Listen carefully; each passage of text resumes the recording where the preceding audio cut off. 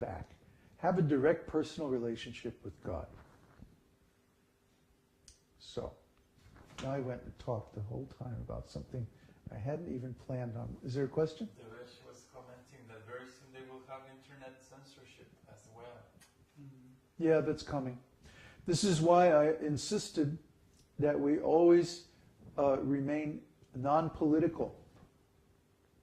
And I never allowed anybody to make political posts on our forums. Remember? I always said, don't put anything political.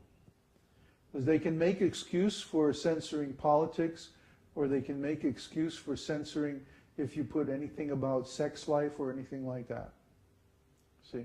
But as long as we don't have any of that, they can't make any excuse for censoring us. Yeah, our philosophy is like Jesus. We don't fight the government, because the government that's there is there because Krishna put them in power. Huh? If we were to fight the government, we would be fighting Krishna. Because Krishna put that government there. Why? Because it's the appropriate government for the karma of the people in general. See, why does a particular government get elected or put into power? It's because those people have a certain karma coming to them. And so they get the government that they deserve. In general, what happens in a person's life is because of their past activities. And they can't blame anybody else for their own karma.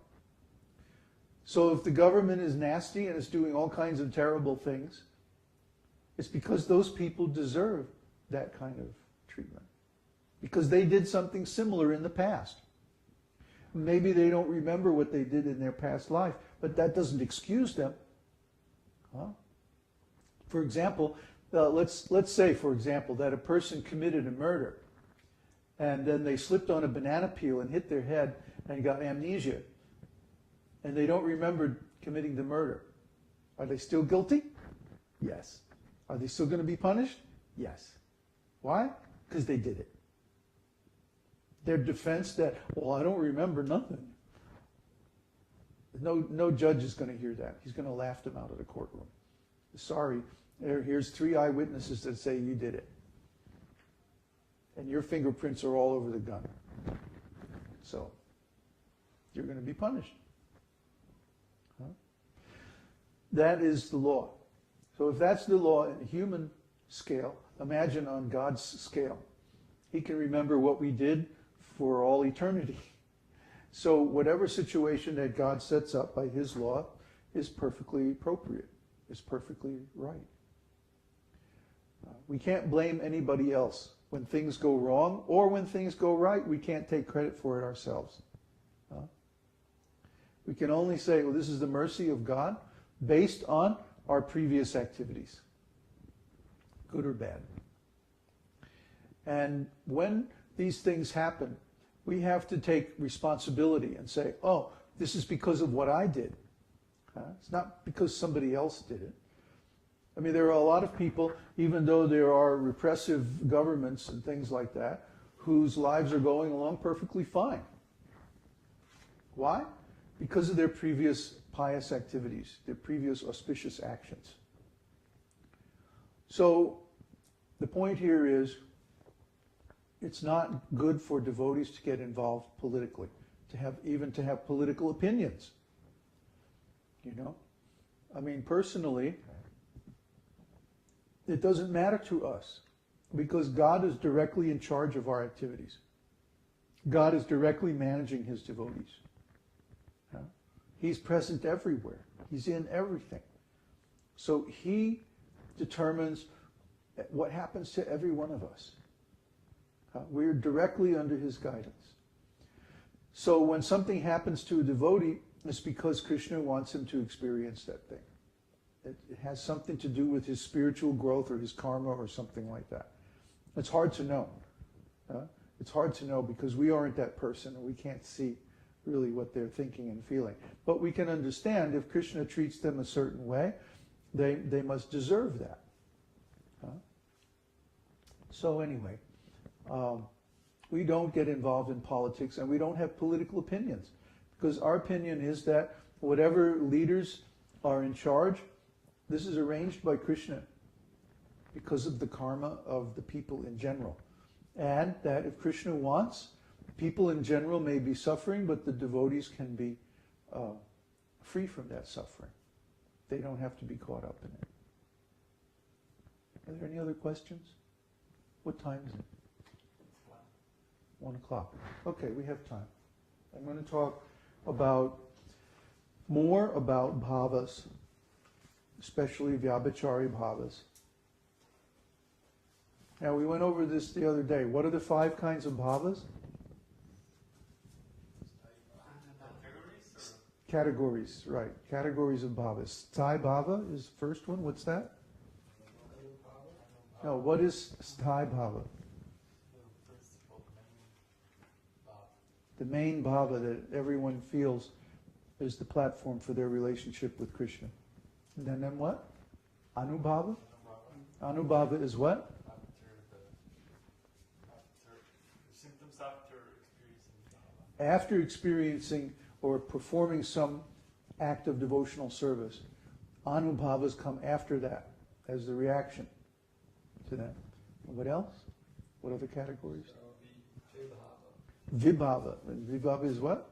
The instantaneous transcendental emotion. Right. Instantaneous, he said. Yeah. Yeah. That means the particular mood that one is feeling at any moment. Huh? Which doesn't necessarily arise from some other cause, but it's his direct emotion in relationship with Krishna. Okay, what else? Vyabhicari. Yeah. As we move closer to Krishna, we go through different transcendental emotions, Mm-hmm. and these are called Vyabhicari or Sanchari-bhavas. Right. I was going to be my next question. What's the other name for? Okay, and one more. Sattvika-bhavas. Sattvika-bhavas. And what are they?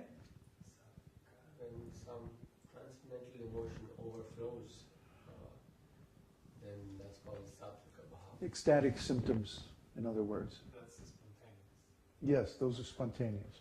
Whereas vibhava is something that we do. We choose to feel a certain way. Okay, so we're going through the Vyabhicari-bhavas, and last time, 2 weeks ago, we left off with Unmada. So the next one is Apasmṛti. Apasmṛti means confusion or absence of mind. Smriti means what?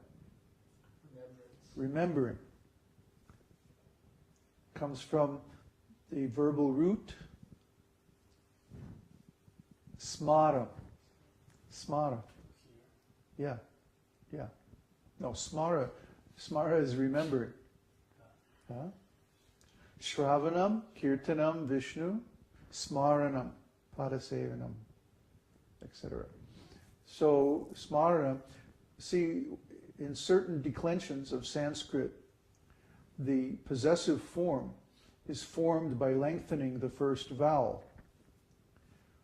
So if the verbal root is smiter, smr, S-M-R with a dot under it, smar will be the noun formed from the possessive of that.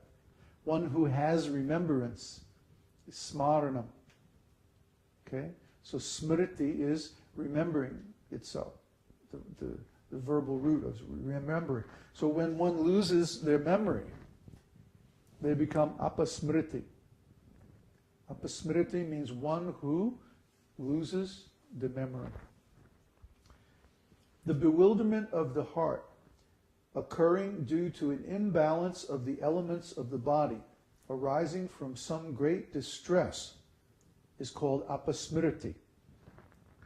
In apasmṛti there are symptoms such as falling to the ground, running about, delusion, trembling, foaming of the mouth, throwing up the hands and legs, and loud shouting. Can anybody come up with an example from Krishna's pastimes Apasmṛti. How about when Krishna was in the coils of the Kaliya serpent? Yeah, Nanda and Yashoda fell down on the ground, especially Mother Yashoda fell down on the ground, was rolling around on the ground. She was like incoherent. See, from great distress.